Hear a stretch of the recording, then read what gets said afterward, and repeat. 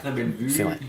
Et après, l'enchaînement descente sur Saint-André, puis Bois de la Marche est super bien. Idem, on a eu un problème l'année dernière sur la montée du Rampeau, qui était la D'accord, sensation ouais. l'année dernière, où on traverse une multitude de servitudes privées. Donc Oui. on a pu passer sans encombre, mais on s'est aperçu lors du défléchage qu'il y avait des arbres en travers qui avaient été posés par des propriétaires, mais on a D'accord. préféré Ouais, résoudre éviter. le problème. Voilà.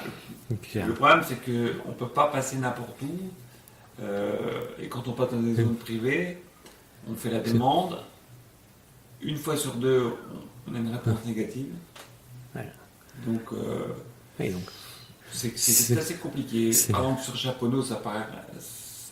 À Montbonneau, on traverse des vergers privés. Bon, on n'a pas de souci, mais enfin, chaque année, il faut faire la demande. c'est ce que je demandais, il y a combien de demandes d'autorisation à faire au-delà de l'administratif, préfecture, mais justement, c'est les servitudes privées. Et, Ouais, il y a quelques servitudes. On avait un problème à la traversée du Garonne. D'accord. L'année dernière, on a eu du défléchage. Donc, on est allé voir la personne qui a priori posé problème. On s'est arrangé avec lui. Cette année, on n'aura pas de souci. Mais il faut faire gaffe à ça. Et là, pendant la nuit, justement, quand il y a du défléchage, je sais pas, le PC course, c'est combien de personnes, à combien de... Non, le défléchage, on le gère avec nos VTT ouvreurs. Ok, c'est eux qui vont... Les VTT ouvreurs qui partent bien à l'avance. Et qui refont tout le parcours, en Ils ont fait. des flèches dans le sac. D'accord. Et en cas de problème, ils reflèchent. Ou si vraiment le défléchage est conséquent, ils avertissent quelqu'un pas loin. Et puis après, à Soucieux, à Chaponneau ou à Soucieux, ils arrêtent et ils attendent les premiers. D'accord. Et Ils comme les ça, accompagnent. Mais a priori, on a quand même pas mal de monde sur le parcours oui, qui connaît, qui vivre. peut réagir. On n'a jamais eu trop de défléchage sur la Saint-Élion, mais ça arrive quand même. Ouais. On perd des flèches, on en fait piquer chaque année. Ah ouais, c'est marrant. Enfin, c'est marrant. C'est l'anecdote, mais la personne qui déflèche, un jour on nous a piqué 25 bornes de flèches. Qu'est-ce qu'il peut en faire, quoi? Alors, Enfin, on va les balancer, quoi. Bon, c'est de la flèche qui est rétro-réfléchissante, enfin qui est marquée Saint-Élion, je sais pas ce qu'il en fait, mais on s'est fait piquer des flèches. D'accord. Ouais, enfin, ouais, c'est... Ouais, de toute façon, des fois, on est plus surpris maintenant dans le monde dans lequel on vit. Des fois, c'est surprenant, quoi. Après, le parcours, on peut pas non plus... on part d'une zone fortement urbanisée pour arriver dans une zone fortement urbanisée, donc... on va peut-être tenter un truc l'année prochaine, essayer de réduire la partie urbanisée au départ de Saint-Étienne. On doit explorer des nouveaux chemins. D'accord. Mais après, il y a la question des bouchons aussi. On ne peut pas mettre. C'est ce qui sera après le prochain point où les coureurs râleront en disant on est parti, puis en fait on s'est refait bouchonner. La de 7 km de bitume qu'on a au départ, c'est tir. Et l'année dernière, on a réussi à passer sans trop d'encombre le nouveau chemin à partir de Sorbier. Il y avait un léger ralentissement, mais c'est quand même passé. Et puis maintenant, en plus, il y a le départ par vague, qui, Oui. qui pour le coup, maintenant, a priori, est devenu bien organisé, parce qu'il y a eu un test, je sais plus quelle année, je me rappelle d'un test qui avait fait plein de discussions là aussi. On a fait un test de départ par vague ou déclaratif. Oui, c'est ça, et c'était des seuils, voilà. Et les gens se disaient je mets 7 heures parce que je vais être devant, quoi. On n'a pas respecté le truc, donc là on fait un départ par vague. On fait partir 1500 mètres, on arrête. Et, ouais, c'est... pour le coup, a priori, l'année dernière, ça a bien fonctionné, donc... Pas trop mal. Bon, j'imagine que pour la dernière vague, c'était un peu frustrant d'attendre. Enfin, les gens s'en foutent. Non, mais on est obligé de le faire de toute manière. Pour le confort général sur la course, c'est mieux. Je pense que tout le monde y trouve son compte. À partir du moment où tu bouchonnes pas, tu gères ton rythme. Enfin, ça a l'air bête, mais alors pour le coup, c'est ce que je mets à un moment dans mon guide. Mais c'est une fois que tu t'es mis ton plan de course, respecte-le, quoi. Donc c'est pas la peine de partir en première vague pour se faire embarquer à 15 à l'heure, parce qu'à un moment tu seras cramé des Saint-Christaux, quoi. Donc vaut mieux partir en troisième, quatrième vague, partir à son rythme, et puis au moins tu gères ta course. Parce que pour le coup, les premiers 15 bornes sont peut-être pas les plus techniques, mais ceux qui peuvent bien te briser les jambes, je trouve, pour la suite. Après, tu as la partie Saint-Christaux, Sainte-Catherine, qui est plutôt une partie, je vais dire, roulante, parce qu'elle n'est pas hyper technique. Et après, il faut gérer Sainte-Catherine sous un genou, quoi. Là, et ça, faut gérer. Tout dépend de la météo. Et après, voilà, c'est. Ah, on est un d'accord. peu chaude, ça peut être très compliqué. Là, alors pour le coup, 2010, la neige, etc. On va dire le plan blanc là. C'est là, ouais. J'espère que cette année, ça sera peut-être pas que la neige, mais d'un autre côté, c'était sympa. Ça reflétait la lune, Ouais, c'était joli. c'était Mais pour par nous, contre, côté organisation, je pense que c'était chaud. ça devait être chaud pour nous, parce Ouais. que, hormis le fait qu'il y avait un vent terrible et qu'il fallait à chaque fois passer la pelle, on avait des tractopelles, on a carrément maintenant un plan prêt avec un tractopelle qui est prêt à D'accord. des endroits, mais enfin il ne va pas passer partout non plus. Et puis on a eu énormément de blessés, on a eu 50 fractures. Ouais, c'est comme, on fait pas le trail pour ça, quoi. Enfin, C'était un peu chaud. et normalement, une édition, on va dire normale, boue et humidité, c'est quoi? C'est 2-3 blessés dans la nuit, parce qu'il y a forcément un ou deux, enfin, Non, plus. plus que ça. Ah ouais, quand même. Oui, les gens font. Sur 17 000, t'as forcément des gens qui se font mal. Ouais. Non, le plus gros poste aujourd'hui de la Saint-Élion, hormis la logistique, donc quand je dis logistique, c'est-à-dire ça va de toutes les tentes qu'on loue, qu'on installe, etc. L'aménagement de la Altonée Garnier, c'est le poste le plus important. Important, ouais, en budget, ouais. Le second, c'est peut-être tout ce qui est sono, technique, lumière, etc. Ma égalité avec le médical. D'accord. L'encadrement médical, C'est- Ouais, pour le coup, oui. Enfin, parce qu'il faut qu'on soit, il faut qu'il soit là toute la nuit, il faut qu'il qu'on soit fasse. exemplaire. Oui, tout le monde s'attend en plus dès qu'il y a un blessé à ce que ça aille vite aussi. Enfin, c'est ce qui est légitime parce que t'as pas envie de laisser quelqu'un dans la panade, mais c'est un. Moins 8, On est sur d'accord. le parcours, il faut quand même que tu ailles chercher la personne assez vite. Ça c'est sûr. Même si tu vas jamais assez vite, mais il faut quand même être sur le coup. Ah, non, Donc on a un PC en permanence à la halle, et ils sont toujours là en train de jongler avec les quads, les ambulances.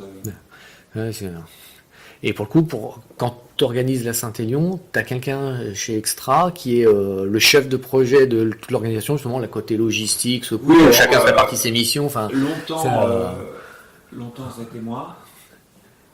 Et depuis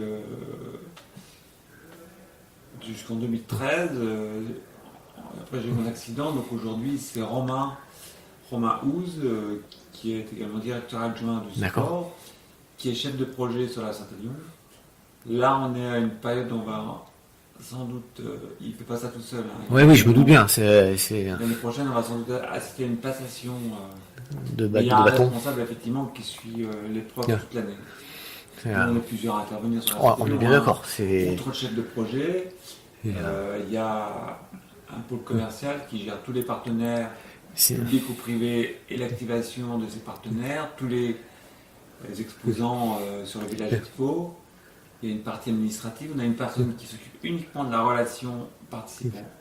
D'accord. Les inscriptions, les remboursements, la satisfaction, toutes les questions, etc. Un community manager, maintenant c'est moi. C'est un truc que je faisais à titre personnel avant, depuis que je suis sorti de l'hôpital.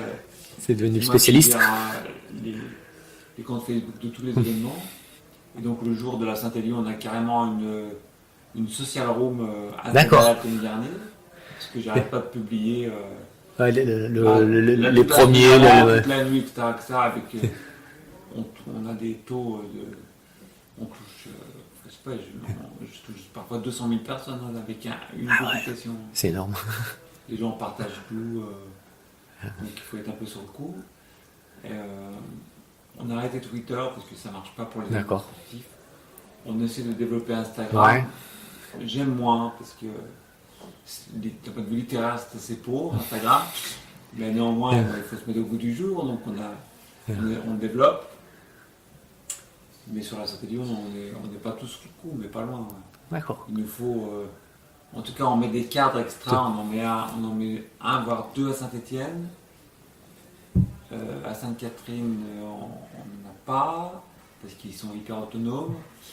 À Saint-Christophe non plus, on en a un Soucieux, qui est un point un peu plus difficile, parce qu'on a un départ à gérer. D'accord. Et sinon, à la halle, on est nombreux. Ouais, ouais, je croire. Et pour le coup, justement, le repas d'arrivée, avec les ravitaux, en kilos de nourriture, enfin, je sais pas, on parle en tonnes. J'ai pas de Je sais chiffre pas, à tu te sais, donner, ouais, euh, enfin, il y a effectivement avec les ravitaux et, des tonnes de hein, matos sur les oh, ravitaux. À l'arrivée, on a de nouveau un ravito, ouais, plus, plus le repas chaud. Le repas chaud, on a testé plusieurs formules euh, pour avoir un débit suffisant pour le nombre d'arrivées. On est passé depuis 2 ans à la nouille chinoise. mhm, Alors la nouille chinoise, on a raté, l'année dernière c'était raté parce ouais. qu'il n'y a pas eu de... La sauce était pourrie. Donc cette année on a briefé, tiens, Le, on était à midi le prestataire, hein. chez le prestataire qui est un cuisinier qui nous suit depuis peut-être 10 ans. Il a D'accord, toujours fait les pasta parties, c'est lui qui fait Saint-Étienne. d'accord, Donc ce sera toujours nouille chinoise. Bon, il nous a fait une super sauce cette année cool. qu'on a testé sur la STLVTT qui est Ouais, pas, qui est pas c'est- mais ça nous permet aussi d'avoir un vrai débit parce que sinon, oui, parce que là, quand faut vous aller vite. avez toutes les arrivées en même temps, c'est impossible d'avoir des nouilles, même des pâtes fraîches. On peut pas suivre Non, le non, rythme. ça, je suis d'accord. Enfin, surtout quand ça arrive par gros paquet, c'est, Donc, clairement, c'est pas le repas gastro d'année, hein, mais bon, au moins, je pense que la personne personne s'attend à en le ça. ravito d'arrivée. Cette année, je crois qu'on va proposer une bière plus la bouffe derrière, ça va. Quoi. Il a de quoi se sustenter un minimum. Oui. On est d'accord. On est trop nombreux pour. Les inscriptions sont trop groupées. Sur un UTMB où les gens arrivent pendant Oui. 25 heures ou 30 C'est- heures, c'est peut-être possible de faire une pasta party. Et encore, je crois que. Moi, j'ai fait du TMB plusieurs fois, j'ai jamais mangé chaud. Hein. Je profite du ravitaillement d'arrivée à base de saucisson qui est super bien. C'est ça, Après, pour la pasta party, il faut aller dans un gymnase. c'est ça. J'ai jamais fait. Moi non plus. Mais ça doit être possible de le faire. Nous, les gens arrivent, les premiers entre les premiers de la synthétique qui arrivent à minuit et le gros de la troupe qui arrive jusqu'à 11 heures, on n'arrête pas une seconde. Donc c'est très court. Enfin. C'est On clair. est sur 10 heures, donc c'est, Ah oui, oui, là, il faut vraiment déploter. Hein. Oui, on est d'accord. Là, en volume, c'est énorme. Et pour le coup, j'ai vu que cette année, la barrière horaire maxi, c'était toujours 15 heures à peu près pour faire la Saint-Élion en solo. C'est une vocation pour l'instant de pas mettre cette course de manière plus restrictive, parce que tu vois, tu as des courses qui ont des barrières horaires beaucoup plus fortes, alors qu'effectivement, la Saint-Élion, du coup, on sait qu'à un moment, quand tu veux te lancer dans l'ultra, je trouve que c'est une bonne première étape. Alors, au-delà du fait qu'il faut courir de nuit, mais parce que tu sais que si à un moment tu es fatigué, tu peux marcher, normalement tu arrives au bout. C'est Ouais, on a, comment te dire, très longtemps on a proposé une formule rando, donc on avait des randonneurs. exact, oui, qui Finalement, partent quand avant. on a supprimé les randonnées, on s'est dit qu'est-ce qu'on fait? Est-ce qu'on met des barrières horaires Plus serré, difficiles Mais on s'est aperçu que même quoi qu'on fasse, à un moment on ferme à 14h, mais il y a des gens qui arrivent à 16h, il y a des gens qui arrivent.